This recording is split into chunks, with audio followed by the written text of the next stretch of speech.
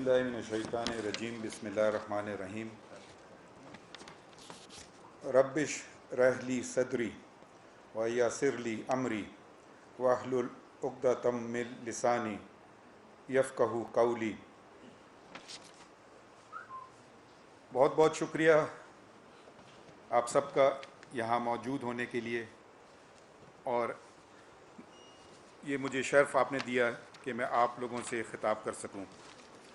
راجہ صاحب میرے پاس آئے، کب آئے؟ پیر کے دن شاید آپ آئے یا منگل کے دن، پیر کے دن آئے، اور انہوں نے فرمایا کہ میں آؤں اور اپنے مرضی کے موضوع سے بات کروں۔ تو یعنی کہ وہ چاہتے تھے کہ میں کام کروں تقریر لکھ کے لاؤں۔ تو پہلی بات تو بہت بہت دل کی تہہ سے میں ان کا اور ان کے ساتھیوں کا، حافظ لیاقت منظور کمبو صاحب کا، اختر حسین صاحب کا، فضل الہی صاحب کا، دوسرے اختر حسین صاحب جنہوں نے تقریر نوجوان نے کی اور میرے متعلق کچھ ایگزیجریٹڈ باتیں کی، اور تمام ممبران کا میں نام تو سب کا نہیں لے سکتا ہوں، جو آپ لوگوں نے مجھے عزت دی کہ میں یہاں آؤں اور آپ سے مخاطب ہوں۔ یہ میرے لیے ایک بہت بڑا اعزاز ہے کہ آپ نے مجھے یاد کیا۔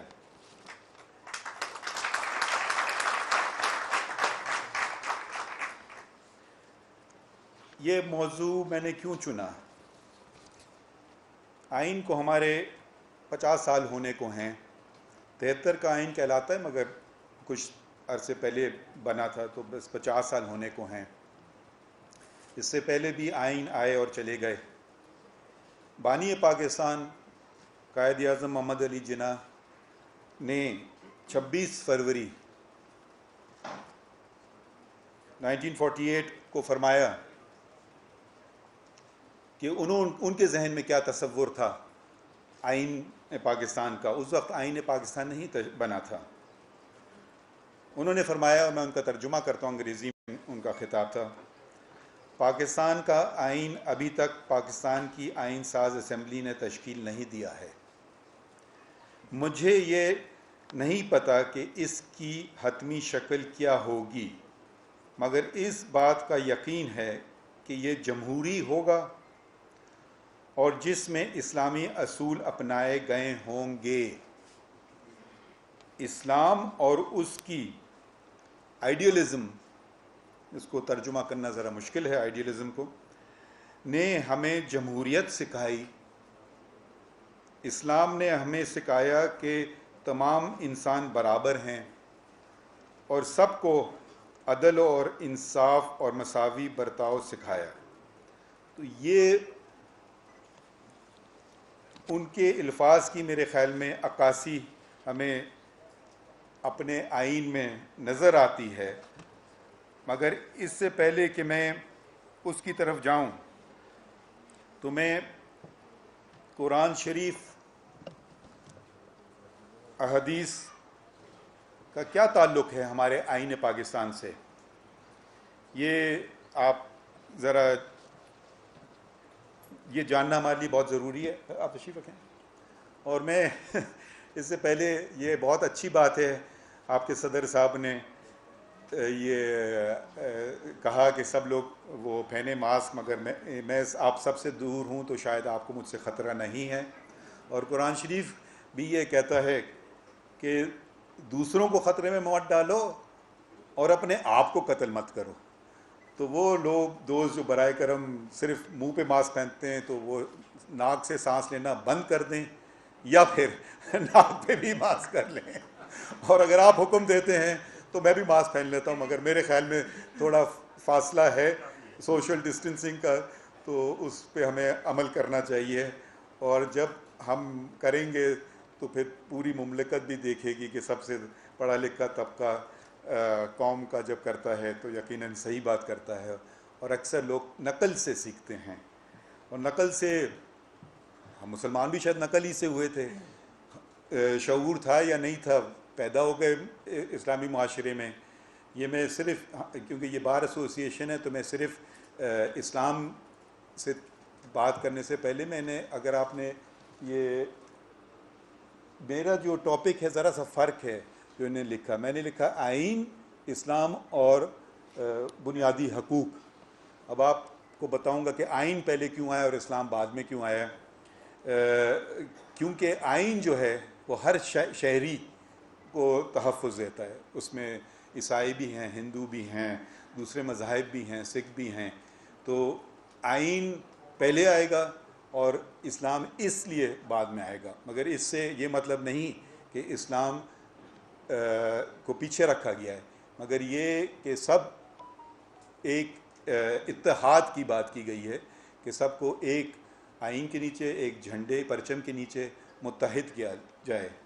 مسلم لیگ کا جو جھنڈا تھا وہ ہرے رنگ کا تھا اور اس پہ چاند اور تارا تھا. اگر پاکستان کا جب جھنڈا بنا تو اس میں ایک بڑی اسٹرپ سفید رنگ کی جو اقلیتوں کی عکاسی کرتی ہے. اگر آپ پرسنٹیج وائز دیکھیں تو وہ کہیں زیادہ ہے سفید.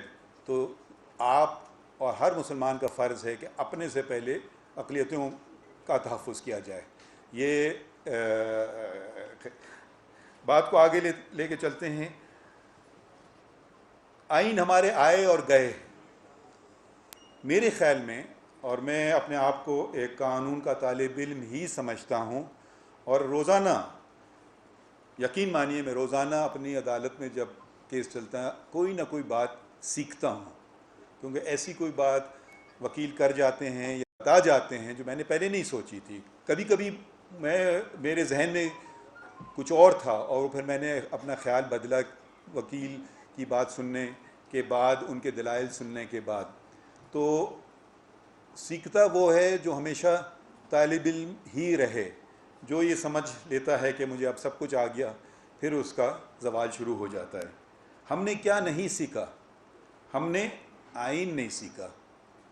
اور آئین نہ صرف نہ سیکھا, ہم نے تو آئین کا ترجمہ تک بھی نہیں کیا. آپ کو پتہ ہے کہ کوئی آفیشیل سرکاری ٹرانسلیشن آئین کا نہیں ہے پاکستان میں. آئین انگریزی زبان میں لکھا گیا, آئین کی تشریح بھی انگریزی زبان میں ہوگی, مگر آئین کہتا ہے کہ اردو آپ کی زبان ہے اور آفیشیل لینگویج انگریزی ہے. تو بائی لنگولزم, دونوں زبانیں آج کل کے کمپیوٹر کے زمانے میں اور فون کے زبان میں تو بہت آسان ہو گیا ہے. تو کم از کم آئین کی نہ صرف وہ اس کا ٹرانسلیشن کیا جائے مگر پڑھایا بھی جائے. مجھے نہیں پتہ کہ کسی اسکول میں آئین پڑھایا جاتا ہے. میں آپ کو اپنی ایکسپیرینس شیئر کروں گا. میری اہلیہ سرینہ عیسیٰ کافی عرص انہوں نے سال پڑھایا کراچی کے امریکن اسکول میں. تو وہ کتابیں کبھی کبھی لاتی تھیں تو میں بھی دیکھتا تھا کتابوں میں کیا لکھا ہے. وہ 5 سال 6 سال 7 سال کے بچوں کو بھی آئین, جو خیر وہ امریکن سسٹم تھا تو امریکہ کے آئین سکھایا جاتا تھا. الیکشن ہوتے تھے, موک الیکشن, کہ بھئی تم ریپبلکن ہو تم ڈیموکریٹ ہو, تو ان کو اسکول سے کم عمر سے آئین پتہ ہو گیا کہ آئین ہوتا کیا ہے. اور آئین کا تحفظ اس لیے ضروری ہے کہ کیونکہ آئین سب کو تحفظ دیتا ہے. ہم نے کچھ آئین کے ساتھ وہی سلوک کیا جو ہم قرآن شریف کے ساتھ کرتے ہیں. سب سے خوبصورت غلاف میں اور سب سے اوپر رکھ دیتے ہیں اور اس کو کھول کے جب پڑھتے ہیں, اور اب رمضان کا مہینہ بھی آ رہا ہے تو ہم پڑھیں گے زیادہ, تو مگر عربی تو بہت ہی شاید کم لوگ ہیں جو سمجھتے ہوں جانتے ہوں, مگر ترجمہ نہیں پڑھتے. اور اسی طرح ہم آئین بھی پڑھنا ہم نے چھوڑ دیا ہے. آئین میں کیا لکھا ہے؟ میرے خیال میں جب تک آپ آئین نہیں پڑھیں گے آپ کو یہ سمجھ نہیں آئے گا آپ ہیں کون, آپ پاکستانی کیسے بنے. یہ جو آئین ہے جس کو 50 سال ہونے کو ہیں, یہ جو موجودہ پاکستان ہے, جس کو جو نصف پاکستان ہے, کیونکہ ایسٹ پاکستان ہم سے جدا ہو گیا. 47 میں جو پاکستان تھا وہ اس میں दुगने से ज़्यादा लोग थे जो आज पाकिस्तान में हैं। तो हम जो पाकिस्तान कायद आज़म और उनके साथियों ने बनाया था वो दुनिया में सबसे बड़ा इस्लामी मुल्क था। अब ये एज़ाज़ इंडोनेशिया को जाता है और मुझे शर्म से कहना पड़ता है कि दूसरे नंबर पे हिंदुस्तान है मुसलमानी आबादी के हिसाब से। हम तीसरे नंबर पे आ गए हैं। तो ये क्यों हम पे आ गुज़री